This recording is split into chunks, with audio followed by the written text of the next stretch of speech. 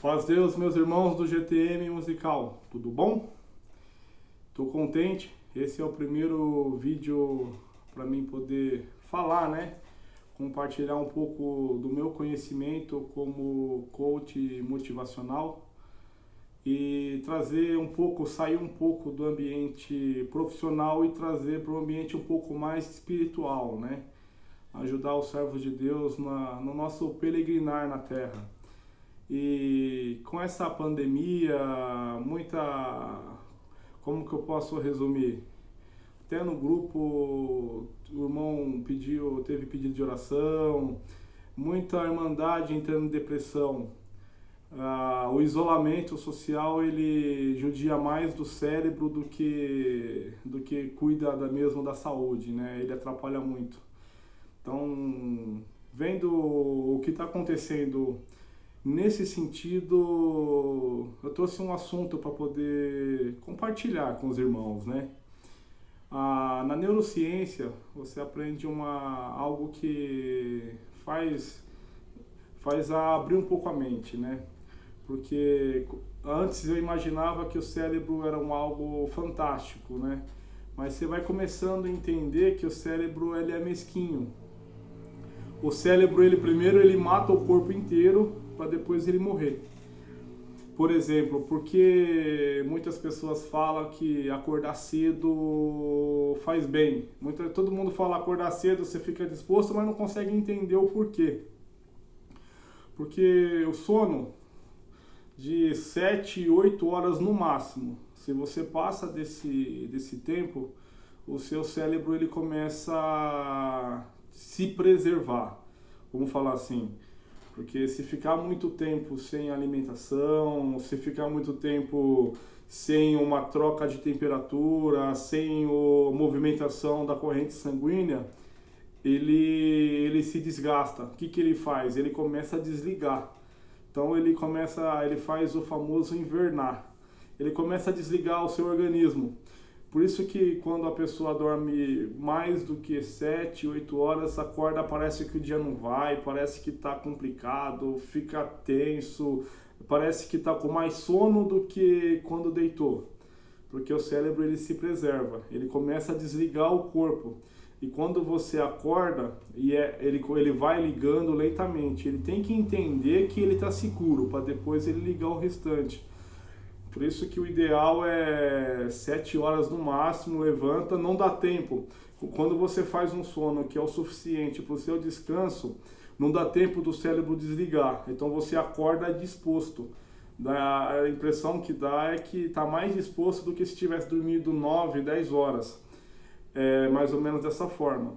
E uma outra coisa, por exemplo, quando você começa a entender o funcionamento do cérebro, você vai entendendo algumas enfermidades, principalmente agora.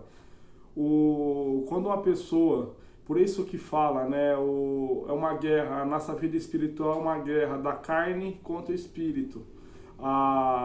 O nosso coração é onde somente somente Deus consegue andar dentro do nosso coração, somente Deus consegue entender. Tanto é que quando Deus conversa conosco, quando Deus fala conosco, se faz presente na nossa vida, não é no cérebro, é dentro do coração. Porque Ele sabe que aqui é o local que a conversa que Ele tem com você vai ficar guardado e o cérebro não tem condições de entender.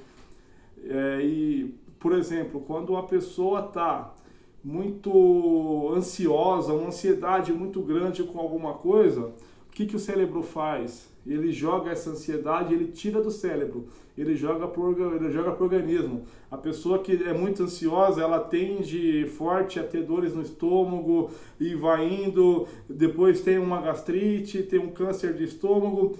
Tudo é relativo à ansiedade. Uma pessoa que tem problemas de nervo, é muito nervoso, começa a dar picos de pressão e esse nervoso ele começa a atrapalhar o coração. Então o cérebro vai se preservando, ele fala, não, aqui não, você está nervoso, não vai vir mexer nos meus neurônios, você vai lá para baixo. Uma pessoa quando tem aquelas angústia muito forte, aquelas tensão, sabe? A pessoa que anda muito tensa, aí começa a dar nódulos no corpo, na região de articulação, nas costas. É muito comum uma pessoa, depois de um dia muito tenso, chegar em casa com dores nas costas, essas coisas todas. Então, tudo é relativo ao cérebro se proteger. Qual que é a dica? Da mesma forma que, se você olhar na tradução, ao pé da letra, se você pegar a tradução judaica lá atrás, o que significa o sétimo dia, quando Deus criou o mundo em 6 dias, e no sétimo ele gozou do fruto do trabalho dele. Ele descansou aproveitando o trabalho que ele fez, aproveitando as maravilhas que ele contemplou. É a tradução mais exata, quando você vai lá estudar a tradução do que significa o sétimo dia, porque às vezes a gente entende que é um descanso. Não, é onde Deus aproveitou da obra maravilhosa que ele fez. Então, às vezes a nossa vida, devido à correria, é trabalho, igreja, família, e a gente não consegue tirar meia hora no final de semana para pegar a família, levar num parque da cidade que seja, somente para se desligar de tudo, toda aquela tensão do dia a dia, e dar uma renovada, dar uma relaxada, aproveitando, porque aquele trabalho suado, e cuida da família, e cuida dos filhos, você precisa ter um momento para você se desligar de tudo, simplesmente às vezes só sentar, ficar vendo um filho brincando, um sorriso de uma esposa, porque você saiu de dentro de casa, aquela tensão ela vai acabando, aqueles problemas ele vai acabando.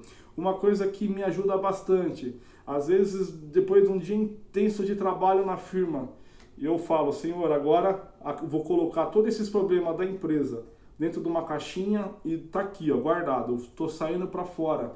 Vou chegar em casa, o que ficou, os problemas da empresa, fica na empresa. Da mesma forma, saio de casa, às vezes devido à prova, algumas coisas, Senhora, a minha prova vai ficar em casa, vou trabalhar em paz. E assim vai indo. Nós temos que tentar fazer de forma a ter aquele momento, nem se for uma vez por semana. Às vezes tem muita gente que fala, vou passear, é caro. Não é caro. Às vezes pegar os filhos, pegar a esposa, dar uma volta num parque, em alguma coisa próxima, sabe? Sair de dentro do ambiente de casa.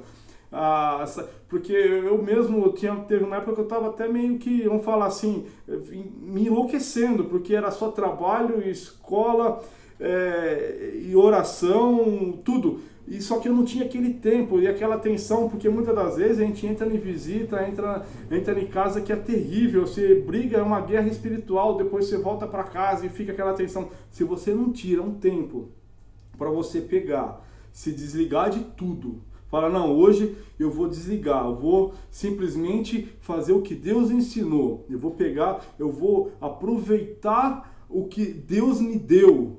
Eu vou aproveitar o fruto do meu suor. Trabalhei o mês inteiro, trabalhei a semana inteira. Comprar um sorvete com a família, sentar num local próximo.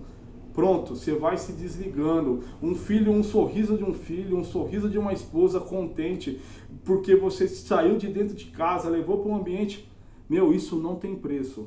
Quem não faz isso, começa a fazer. Você vai ver que vai começar, até o diálogo com a família começa a melhorar, o diálogo com os filhos começa a melhorar, o ambiente familiar começa a melhorar, o ambiente de trabalho começa a melhorar, a sua forma de servir a Deus começa a melhorar, porque você começa a servir a Deus mais tranquilo, mais calmo. Quem gosta de oração começa a entrar na oração mais tranquilo, sem aquele peso da prova atrás. Você entra na oração falando, Senhor, eu estou aqui, ó, faz de mim um vaso teu, e assim vai indo. Quando você começa a entender que o coração é a casa de Deus, é o templo de Deus, e a mente ela tenta matar o teu coração, o restante dos órgãos, quando você começa a entender dessa forma, você começa a falar, tá bom, a minha mente, ela se preserva, mas ela mata o restante dos órgãos. Então eu vou preservar o restante do órgão, para mim ter a minha vida, o meu órgão perfeito, a minha mente trabalhando bem, porque a minha mente não vai estar preocupada. A minha mente não estando preocupada, ela não vai tentar jogar nada para os meus órgãos. Minha mente vai estar descansada. A mente descansada, ela trabalha, ela não se preocupa em querer se preservar. Então, vamos pensar dessa forma. Se você trabalhar, pensar que a sua mente ela tem que estar despreocupada, ela não tem que ter tensão nenhuma, porque qualquer problema que tiver na mente, ela vai jogar no seu corpo, ela vai jogar nos seus órgãos. Então aquela tensão, aqueles problemas vai diminuindo. E assim você vai começando a ter uma vida um pouco mais estável, uma vida um pouco mais próspera. Mas não, às vezes o pessoal pensa que prosperidade é dinheiro, prosperidade é felicidade com a família, é felicidade e ter prazer de chegar em casa, abraçar os filhos estar sorrindo, ter prazer de ir para a empresa, falar, Senhor, qual que é a minha missão aqui hoje? Senhor, me mostra uma alma que eu tenho que falar aqui na empresa, para quem que eu tenho que anunciar a graça. Você começa a andar mais tranquilo, tá bom? Deus abençoe, meus irmãos, paz Deus.